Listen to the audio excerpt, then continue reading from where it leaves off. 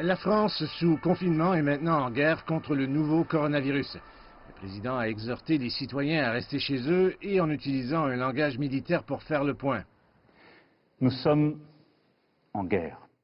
En guerre sanitaire, certes. Nous ne luttons ni contre une armée, ni contre une autre nation. Mais l'ennemi est là, invisible, insaisissable, qui progresse. Et cela requiert notre mobilisation générale. Certains Parisiens suivent les conseils et restent chez eux. D'autres se précipitent pour prendre place dans des trains bondés, préférant quitter la ville bloquée et passer la période de quarantaine loin des principales villes. Les gens se précipitent également dans les supermarchés, stockant des marchandises.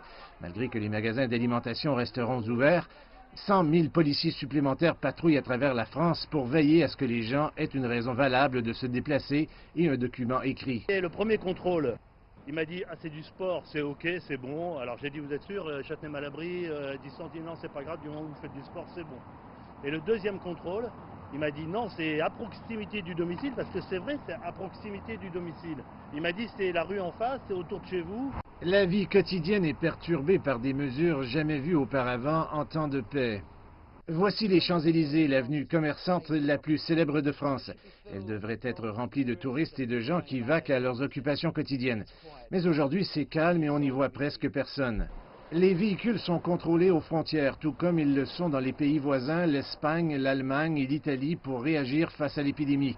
Un énorme dispositif économique de 330 milliards de dollars va être mis en place pour aider les entreprises à surmonter les défis à venir. Une atmosphère inhabituelle de calme couvre l'une des principales villes du monde.